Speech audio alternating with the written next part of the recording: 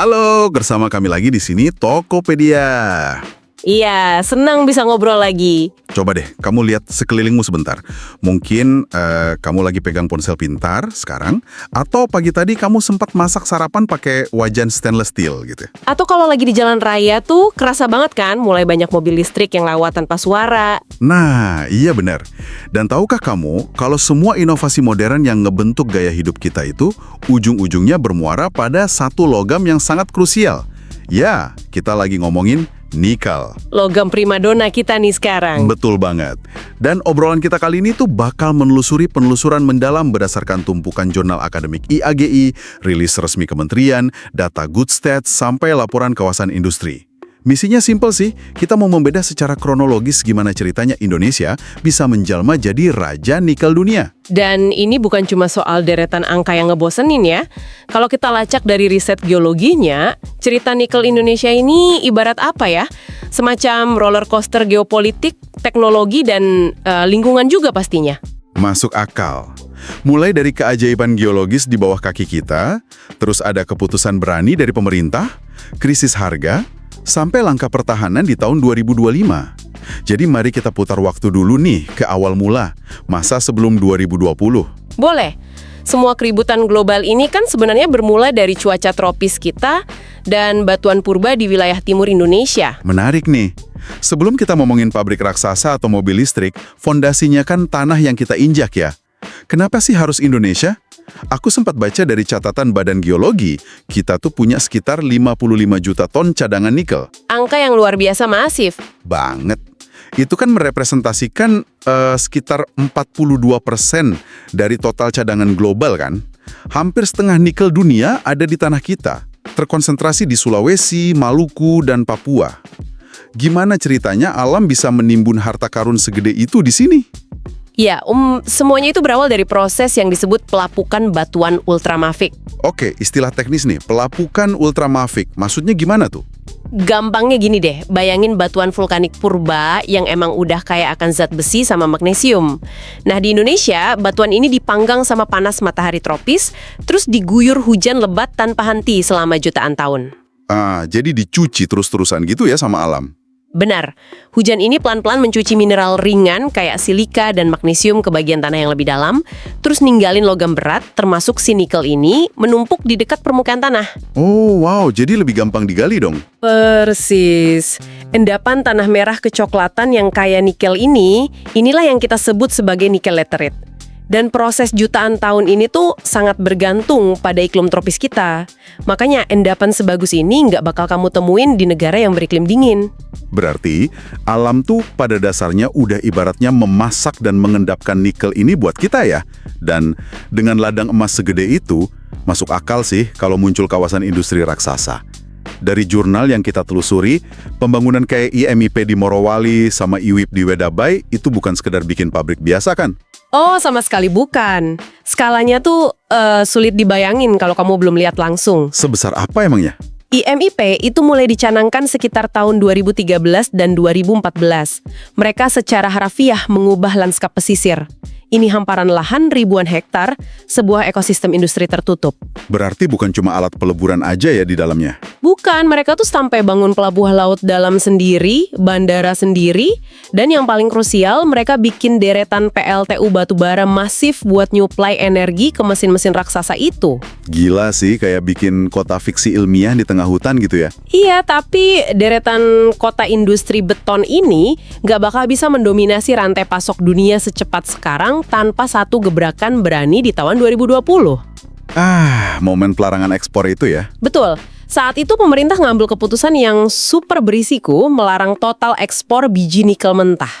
Keputusan yang akhirnya memaksa yang namanya hilirisasi. Mari kita bedah logikanya pakai analogi deh, biar kamu yang dengerin lebih kebayang. Gini, bayangin kamu punya kebun kopi terbaik di dunia. Oke, kebun kopi. Kopi mentah, masukin karung, terus dijual murah aja ke luar negeri. Di sana, orang lain yang manggang, menyeduh, terus dijual jadi latte mewah yang harganya puluhan kali lipat. Rugi dong kita. Nah, itu dia. Makanya di tahun 2020, kamu memutuskan buat ngunci gerbang kebunmu. Kamu bilang ke dunia, kalau kalian mau kopi ini, kalian harus datang ke sini. Bawa mesin espresso kalian yang mahal, bangun kafe di kebunku, dan pekerjakan orang-orangku. Konsepnya gitu kan? Analogi yang sangat akurat. Dengan ngunci gerbang ekspor itu, Indonesia tuh ibaratnya memotong urat nadi pasokan bahan baku ke pabrik-pabrik di Tiongkok dan Eropa. Terus reaksi mereka gimana? Pasti ngamuk dong. Wah jelas, opsinya buat perusahaan asing itu cuma dua. Kehilangan sumber nikel terbesar, atau ia menyerah dan bawa modal triliunan rupiah masuk Indonesia buat bangun smelter di sini. Dan sempat digugat juga kan ke WTO? Iya, digugat. Tapi realitanya di lapangan, arus investasi asing tetap membanjiri Morowali dan Weda Bay. Rantai nilai tambah yang selama ini dinikmati negara lain, secara paksa ditarik masuk ke perbatasan kita. Jadi, kita berhasil maksa mereka bikin kafe mewah di kebun kita nih. Terus apa yang terjadi masuk ke tahun 2021? Pabrik kita udah siap, dan kebetulan dunia lagi ada di ambang revolusi otomotif kan? Bener banget. Masuk 2021 tuh ekonomi kan mulai bangkit dari pandemi ya. Di titik ini tren kendaraan listrik atau EV tiba-tiba meledak jadi obsesi global. Pabrikan otomotif raksasa mulai produksi massal. Dan komponen paling krusial dari mobil listrik itu baterainya kan? Iya, komponen paling vital, paling mahal, dan paling berat. Nah, baterai generasi ini tuh sangat bergantung pada nikel. Kenapa? Karena nikel adalah rahasia di balik kepadatan energi. Maksudnya kepadatan energi tuh bikin mobilnya bisa jalan lebih jauh. Betul, makin banyak nikel di dalam baterainya, makin jauh mobil itu bisa melaju dalam sekali cas. Akibatnya, permintaan nikel meroket jauh melampaui proyeksi manapun. Sampai bikin harga rata-rata di London Metal Exchange melompat ya? Iya, lompat 30% dibanding tahun sebelumnya. Wah, untung besar dong kita. Tapi tunggu, obrolan kita nggak berhenti di transisi energi yang mulus ini. Tiba-tiba di tahun 2022, politik global ikut campur. Ah ya, krisis Rusia-Ukraina. Iya, bulan Maret itu kan meledak konfliknya. Dan dari sumber yang kita baca, Rusia ini ternyata bukan pemain kecil urusan nikel. Mereka produsen utama nikel kelas 1. Apa sih pentingnya status kelas 1 ini sampai bikin pasar sedunia panik? Jadi gini, nikel itu kualitasnya beda-beda. Nikel kelas 1 dari Rusia ini kemurniannya tinggi banget, di atas 99,8% lah. Wah, murni banget ya. Sangat murni. Jadi ini bahan baku ideal buat komponen teknologi tinggi tanpa butuh banyak proses tambahan. Nah, begitu tank Rusia masuk ke Ukraina, pasar komoditas langsung panik absolut. Mereka takut pasukannya kena sanksi ya? Betul. Pialang saham dan produsen baterai ketakutan pasokan Rusia bakal dihapus dari pasar. Akibatnya, ada kelangkaan maya. Harga nikel di London Metal Exchange bukan cuma naik, tapi meroket vertikal seketika. Sebentar. Mari kita kritisi logikanya nih. Kalau harganya melonjak tajam murni karena panik akibat perang, bukan karena pabrik beneran butuh nikel 10 kali lipat dalam semalam. Ya, itu kan cuma kepanikan sesaat. Nah, iya. Bukankah ini ciri khas dari sebuah gelembung atau bubble gitu?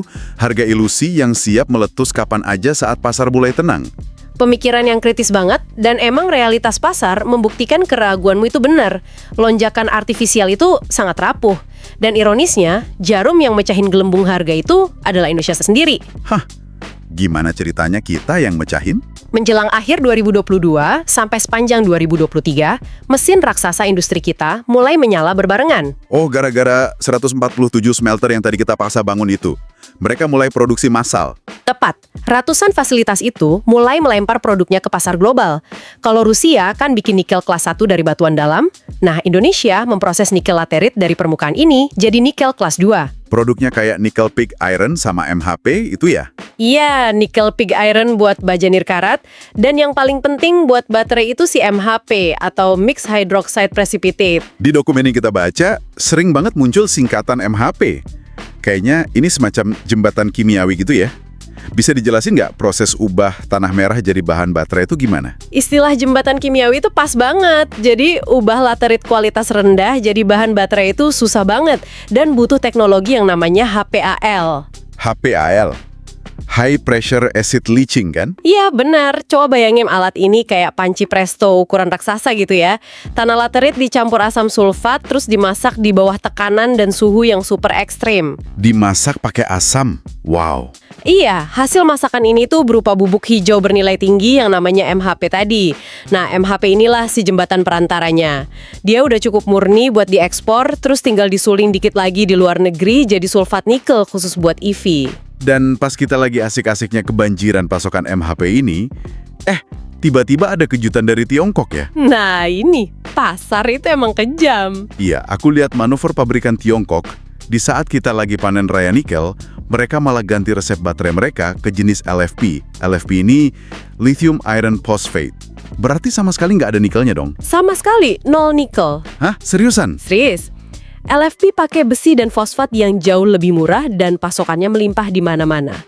Dulu emang dianggap inferior karena berat dan jarak tempuhnya pendek. Terus kenapa sekarang pada pakai LFP? Karena inovasi dari pabrikan kayak BYD berhasil bikin performa LFP melonjak. Jadi baterainya lebih aman dari resiko terbakar, lebih awet, dan yang terpenting, mereka nggak perlu pusing mikirin harga nikel yang naik turun kayak roller coaster. Wah, ini mas skenario mematikan ganda dong. Di satu sisi, keran pasokan dari 140-an smelter kita lagi kebuka penuh ngebanjirin pasar. Di sisi lain, pelanggan terbesar kita malah pakai payung inovasi baterai LFP. Permintaan turun, pasokan membludak. Ini tuh ngingetin aku sama analogi band indie. Saking rajinnya mereka bikin konser tiap hari di kota yang sama. Awalnya tiket laku keras, tapi lama-lama pasokan tiket membludak kan, orang jadi bosen, nggak eksklusif lagi. Ujung-ujungnya tiket diobral atau digratisin supaya ada yang nonton. Hukum ekonomi nggak pernah bohong sih. Pasokan nikel global tembus di atas 3,6 juta ton, yang mayoritas dari Indonesia, jadinya harga pasar jatuh bebas. Wah, anjlok berapa persen tuh di tahun 2023? Secara rata-rata anjlok sekitar 15%. Bahkan di akhir 2023 tuh, harganya sempat nyentuh angka terendah sekitar $15.000 AS per ton. Dampaknya ke negara lain gimana? Parah.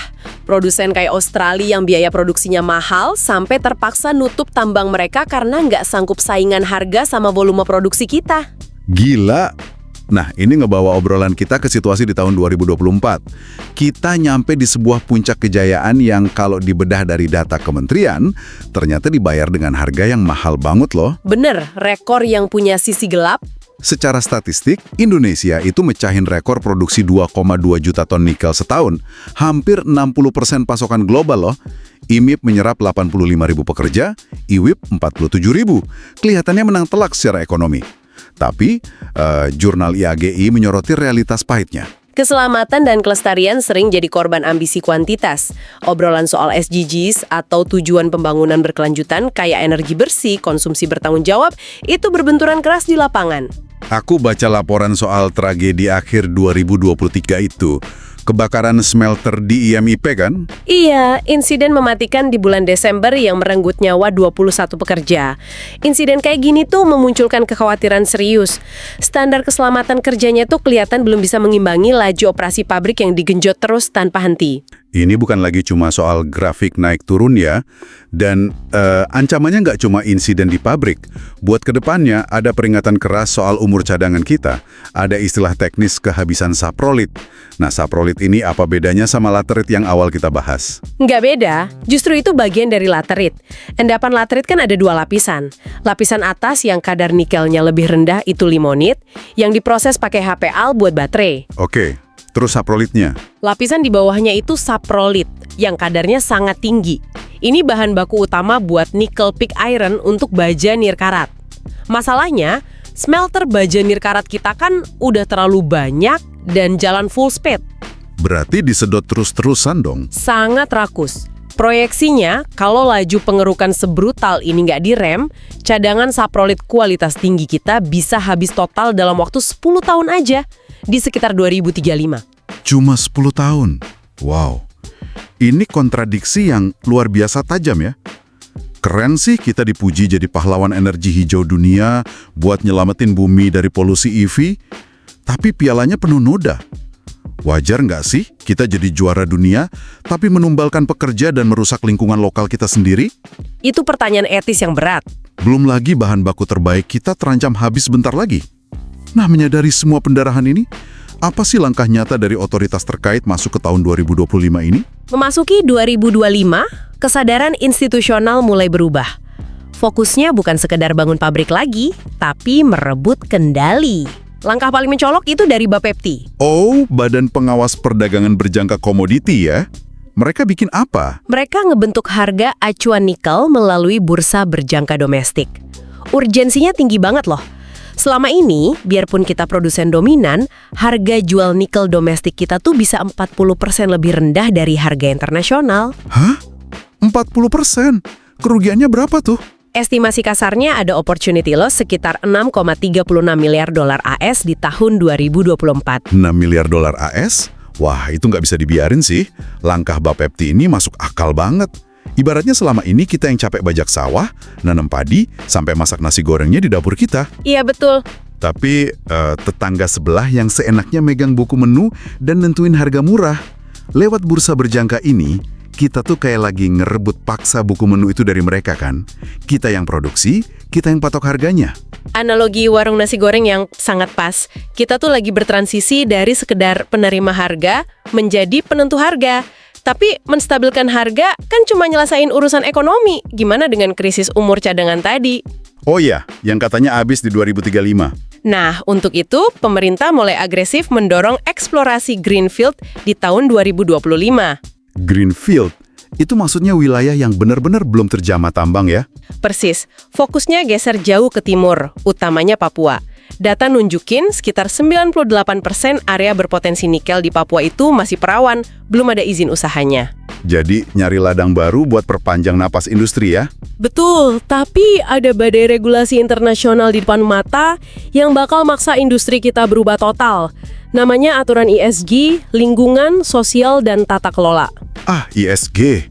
Ini kayaknya udah bukan sekedar etika di atas kertas ya, tapi udah jadi senjata ekonomi gitu dari negara barat. Sangat mengikat. Konsekuensi nyatanya tuh paspor baterai dari Uni Eropa yang bakal berlaku penuh di 2027. Paspor baterai. Maksudnya tiap baterai punya paspor. Iya, secara digital. Jadi setiap mobil EV yang masuk Eropa bakal dilacak rekam jejaknya. Mereka bakal audit nikel ini diambil dari hutan lindung nggak, pabriknya pakai energi kotor batu bara nggak, pekerjanya aman nggak. Wah, ketat banget. Kalau skor ESG kita jelek gimana? Nikel kita, seberapapun murah harganya, bisa dicekal dan dilarang masuk ke rantai pasok mereka.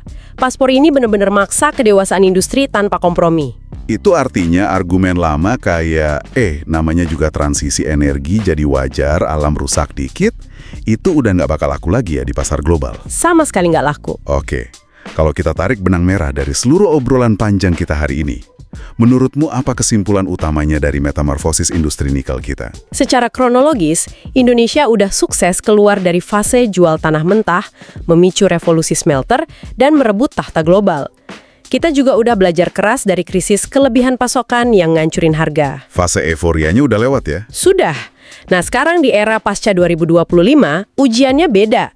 Ini soal kedewasaan industri. Tantangannya bukan lagi seberapa banyak nikel yang bisa kita keruk dan bakar, tapi soal efisiensi, transparansi harga, dan kepatuhan mutlak pada standar tata kelola global. Mengelola sumber daya yang terbatas ini secara etis ya? Betul, kita harus buktiin kalau kita bisa meraup untung dari nikel tanpa ngorbanin masa depan ekologis bangsa sendiri. Sebuah transisi radikal ya, dari era yang mabuk kuantitas menuju era sadar kualitas.